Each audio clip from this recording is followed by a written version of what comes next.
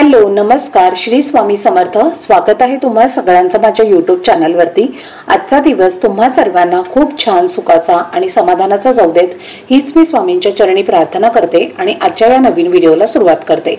पण त्या अगोदर तुम्ही माझ्या चॅनलवरती जर नवीन असाल तर चॅनलला पण लगेच सबस्क्राइब करा आणि कमेंटमध्ये श्री स्वामी समर्थ लिहायला अजिबात विसरू नका। 25 जुलै पासून पवित्र श्रावण महिन्याची सुरुवात झालेली आहे। श्रावण महिना आपल्या हिंदू धर्मात अत्यंत पवित्र मानला जातो आणि श्रावण सोमवाराचे या महिन्यात विशेष धार्मिक महत्त्व आहे। येत्या 28 जुलैला श्रावण महिन्यातील पहिलाच सोमवार आलेला आहे। या दिवशी भगवान शंकरांची पूजा अर्चा करणं, उपवास करणं आणि मंत्रजाप करणं अत्यंत शुभ मानलं जातं। यामुळे आपल्या सर्व इच्छा मनोकामना पूर्ण होतात। भगवान शिव आणि माता पार्वती यांचा आशीर्वाद हा आपल्याला प्राप्त होतो। श्रावण महिन्यातील सोमवाराचे व्रत केल्याने आपले शारीरिक आणि मानसिक शुद्धीकरण देखील होत असतं। श्रावण महिन्यामध्ये येणाऱ्या प्रत्येक सोमवाराचं एक विशेष महत्त्व असतं आणि प्रत्येक सोमवारी आपण शिवलिंगावरती जे धान्य अर्पण करत असतो त्यामध्ये पहिल्या श्रावण सोमवारी जे धान्य अर्पण करायचं आहे ते आहे तांदूळ। तर तांदूळ जे शिवामूठ आहे तर आपल्याला या दिवशी शिवलिंगावरती तांदूळ अर्पण करायचं आहे। योगायोगाने श्रावण महिन्यातील पहिल्याच सोमवारी नागपंचमीचे देखील व्रत आलेलं आहे। 29 जुलैला नागपंचमी आहे आणि या नागपंचमीचं व्रत जे आहे तर ते देखील आपल्याला 28 जुलैला म्हणजेच सोमवारी करायचं आहे। हे दोन्ही व्रत भगवान महादेवांना समर्पित आहे आणि हे दोन्ही व्रत एकाच दिवशी आल्यामुळे या दिवशी सुवर्ण योग जो आहे तर तो निर्माण झालेला आहे। धार्मिक दृष्टिकोनातून हा दिवस अत्यंत महत्त्वाचा असल्यामुळे या दिवशी काही उपाय आणि सेवा देखील केल्या जातात। तर आजच्या व्हिडिओमध्ये तुमच्यासोबत मी एक अतिशय प्रभावशाली असा उपाय शेअर करणार आहे। उद्या पहिला श्रावण सोमवार, तुम्ही उपवास नाही केला तरीही चालेल, पण शिव मंदिरातून घरी आणा फक्त ही एक वस्तू। त्यामुळे फक्त 24 तासातच घरात चोहोबाजूने पैसा येऊ लागेल। 7 पिढ्यांचं दारिद्र्य गरिबी नष्ट होऊन आयुष्याचं सोनं हे झाल्याशिवाय राहणार नाही। तुमच्या मनातील कितीही कठीणातील कठीण इच्छाही पूर्ण होईल। तर अशी कोणती वस्तू तुम्हाला शिव मंदिरातून घरी आणायची आहे आणि त्या वस्तूचं काय करायचं आहे याबद्दलची संपूर्ण माहिती आजच्या व्हिडिओमध्ये मी तुमच्यासोबत शेअर करणार आहे। त्यामुळे व्हिडिओ हा स्किप न करता शेवटपर्यंत नक्की पहा, जेणेकरून तुमच्यापर्यंत योग्य ती माहिती पोहोचेल। आणि तुम्ही माझ्या चॅनलवरती जर नवीन असाल तर चॅनलला पण लगेच सबस्क्राइब करा आणि बेल आयकॉनला पण प्रेस करा, म्हणजे मी जेव्हा कधीही नवीन व्हिडिओज अपलोड करेन त्याचं नोटिफिकेशन सर्वात आधी तुम्हाला मिळेल आणि तुमचा एकही व्हिडिओ हा मिस होणार नाही। तर आजच्या व्हिडिओमध्ये तुमच्यासोबत मी जो उपाय शेअर करणार आहे तर हा उपाय आपल्याला सोमवारी करायचा आहे। सोमवारी तुम्ही दिवसभरामध्ये हा उपाय कधीही करू शकता। अगदी सकाळपासून ते संध्याकाळपर्यंत जेव्हा केव्हा शक्य होईल तेव्हा तुम्हाला शिव मंदिरामधून ही एक वस्तू घरी आणायची आहे। पण या सोमवारी जर तुम्हाला प्रदोष काळामध्ये हा उपाय करणं शक्य झालं तर आवर्जून करा। प्रदोष काळ म्हणजे सूर्यास्त होण्याच्या 1 तास आधी आणि सूर्यास्तानंतर जी वेळ असते तर तिला प्रदोष काळ असं म्हटलं जातं आणि प्रदोष काळामध्येच महादेवांची पूजा जी आहे तर ती केली जाते।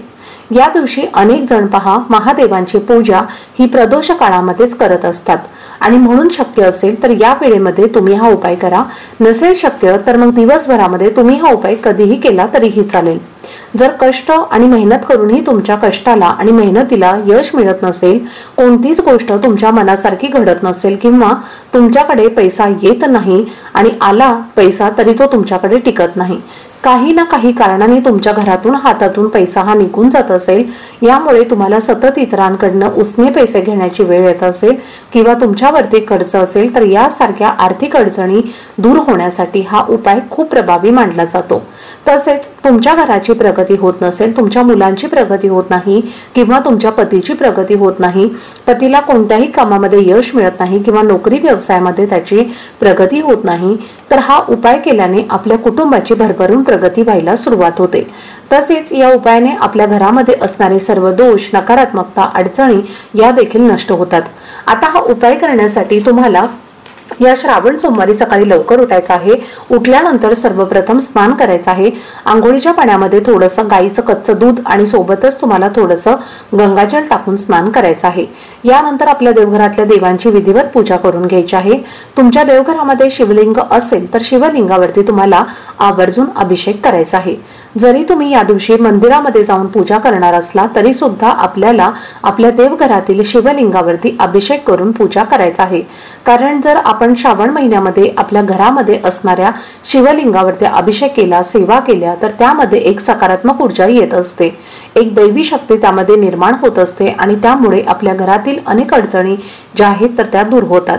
म्हणून प्रत्येक सोमवारी तुम्हाला शिवलिंगावरती अभिषेक हा आवर्जून करायचा आहे। त्यानंतर धूप दीप अगरबत्ती लावून तुम्हाला वातावरण प्रसन्न करायचं आहे आणि त्यानंतर तुम्हाला हा उपाय करायचा आहे। उपाय करण्यासाठी तुम्हाला एक तांब्या भरून पाणी घ्यायचं आहे। हे पाणी पिण्याचंच असावं, स्वच्छ असं पाणी तुम्हाला घ्यायचं आहे। त्यानंतर या पाण्यामध्ये आपल्याला एक चमचाभर गंगाजल, एक चमचाभर गाईचं दूध आणि एक गुळाचा खडा जो असतो तर तो टाकायचा आहे। त्यानंतर काय करायचं आहे, आपल्याला 5 बेलाची पानं घ्यायची आहेत, ज्याला 3 पानं किंवा 5 पानं असतात अशी तुम्हाला 5 बेलपत्र जे आहेत तर ती घ्यायची आहेत। आणि त्यानंतर तुम्हाला प्रत्येक पानावर चंदनाने ओम नमः शिवाय ओम नमः शिवाय हा मंत्र लिहायचा आहे। म्हणजे पहिलं जे मोठं मधलं पान असतं तर त्यावरती तुम्हाला ओम असं लिहायचं आहे आणि त्यानंतर खालची जी 2 पानं असतात तर त्याच्यावरती नमः शिवाय असं तुम्हाला लिहायचं आहे। म्हणजे दुसऱ्या पानावरती नमः आणि नंतर शेवटच्या पानावरती शिवाय असं तुम्हाला लिहायचं आहे। तर याच पद्धतीने तुम्हाला लाल चंदनाने या पानावरती ओम नमः शिवाय हा मंत्र लिहायचा आहे आणि 5ही पानांवरती तुम्हाला हे मंत्र तो लिहून घ्यायचा आहे। त्यानंतर तुम्हाला 1 लोटा जल आणि ही 5 पानं घेऊन तुमच्या घराजवळ असणाऱ्या महादेवाच्या मंदिरामध्ये जायचं आहे। तिथे गेल्यानंतर सर्वप्रथम तुम्हाला उत्तरेकडे तोंड करून बसायचं आहे आणि हे जल तुम्हाला दोन्ही हाताने शिवलिंगावरती अर्पण करायचं आहे। अर्पण करत असताना ओम नमः शिवाय किंवा श्री शिवाय नमस्तुभ्यम किंवा तुम्ही महामृत्युंजय मंत्राचा सुद्धा जप करू शकता। यानंतर तुम्हाला काय करायचं आहे, जी 5 बेलपत्र तुम्ही घेतलेली आहेत तर ते 1 बेलपत्र तुम्हाला तुमच्या हातामध्ये घ्यायचं आहे आणि त्या बेलपत्रावरती तुम्हाला एक अखंड तांदूळ ठेवायचा आहे। बेलपत्राचा देठ काढून टाकायचा आहे आणि ज्या साईडनं आपण ओम नमः शिवाय असं लिहिलेलं आहे तर ते पालतं बेलपत्र आणि हा 1 तांदळाचा दाणा तुम्हाला हातामध्ये घेऊन आपली इच्छित मनोकामना व्यक्त करून हे बेलपत्र तुम्हाला शिवलिंगावरती अर्पण करायचं आहे। पुन्हा दुसरं बेलपत्र घ्यायचं आहे आणि दुसऱ्या बेलपत्रावरती सुद्धा 1 तांदळाचा दाणा तुम्हाला घ्यायचा आहे आणि पुन्हा दुसरं बेलपत्र अर्पण करायचं आहे।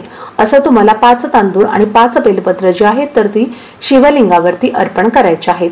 आता अर्पण करत असताना बेलपत्राचा देठ हा आपल्याकडे येईल अशा पद्धतीने तुम्हाला हे बेलपत्र अर्पण करायचं आहे। यानंतर दोन्ही हात जोडून तुम्हाला भगवान महादेवांचं नामस्मरण करायचं आहे। ज्यासाठी तुम्ही हा उपाय केलेला आहे तर ती इच्छा तुम्ही व्यक्त करायची आहे आणि त्यानंतर तुम्हाला काय करायचं आहे, जी तुम्ही 5 बेलपत्र अर्पण केलेली आहेत तर त्यातलं 1 बेलपत्र तुम्हाला उचलून ते तुम्हाला तुमच्या घरी आणायचं आहे।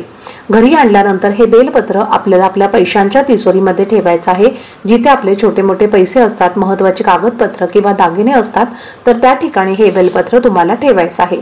जरी हे बेलपत्र सुकून गेलं तरी सुद्धा तुम्हाला पैशांच्या तिजोरीमध्ये तसंच ठेवायचं आहे, जोपर्यंत राहील तोपर्यंत ठेवायचं आहे। हे बेलपत्र जे असतं तर ते अभिमंत्रित झालेलं असतं, त्यावरती काही सेवा झालेल्या असतात आणि त्यामुळे या बेलपत्रामध्ये लक्ष्मी आकर्षित करण्याची सर्वात जास्त शक्ती जी आहे तर ती असते। आणि जेव्हा असं बेलपत्र आपण आपल्या घरात ठेवतो तेव्हा आपल्या घरामध्ये चोहोबाजूनी पैसा येऊ लागतो। आपल्या घरातील पैशांच्या अडचणी दूर होऊन आपल्या आयुष्याचं सोनं झाल्याशिवाय राहत नाही।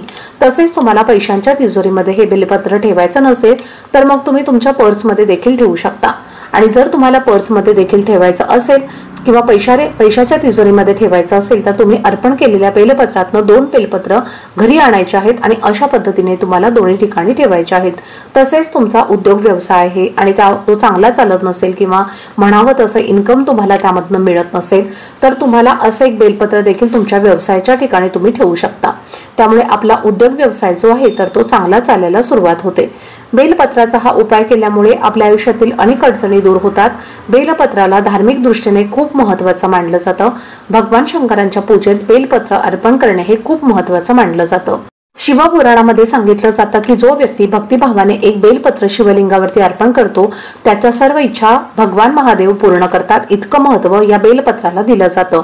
आणि सोमवार हा भगवान महादेवांना समर्पित आहे, त्यामुळे तुम्ही हा एक उपाय नक्की करा। त्याचबरोबर तुम्हाला या श्रावण सोमवारी बेलवृक्षाच्या झाडाखाली दिवा सुद्धा लावायचा आहे। जर तुमच्या घरी झाड असेल, जवळपास असेल आणि तिथे तुम्हाला सहज दिवा लावणं शक्य झालं तर आवर्जून बेलवृक्षाखाली तुम्ही दिवा लावा। त्यामुळे आरोग्य, सुख, शांती शांती, समृद्धी, ऐश्वर्य आपल्याला प्राप्त होतं आणि साक्षात महादेव हे आपल्यावरती प्रसन्न होत असतात। त्याचबरोबर नवरा बायकोमध्ये सतत वाद होत असतील, दोघांचा अजिबात पटत नसेल तर श्रावण सोमवारी व्रत करून महादेवांची पूजा करावी आणि शिवलिंगावरती अर्पण केलेल्या बेलपत्राचं सेवन करावं। यामुळे स्त्रियांना अखंड सौभाग्य प्राप्ती होते, तसेच पती पत्नी मधले वादविवाद जे आहेत तर ते सुद्धा संपूर्णपणे नष्ट होतात। तर हा एक उपाय देखील तुम्ही श्रावण सोमवारी करू शकता। तर अशा पद्धतीने तुम्हाला हे उपाय जे आहे तर ते पहिल्या श्रावण सोमवारी करायचे आहेत। पहिल्या श्रावण सोमवारी तुम्हाला करणं शक्य नाही झालं तर तुम्ही दुसऱ्या किंवा महिन्यातील कोणत्याही सोमवारी हा उपाय करू शकता। आजचा व्हिडिओ जर तुम्हाला आवडला असेल, माहितीपूर्ण वाटला असेल तर व्हिडिओला लाईक करा। चॅनलवरती नवीन असाल तर चॅनलला सबस्क्राईब करायला विसरू नका आणि हा व्हिडिओ आपल्या मित्र परिवारासोबत जास्तीत जास्त शेअर करा। चला तर मग भेटूया पुढच्या व्हिडिओमध्ये। तोपर्यंत सर्वांना श्री स्वामी समर्थ।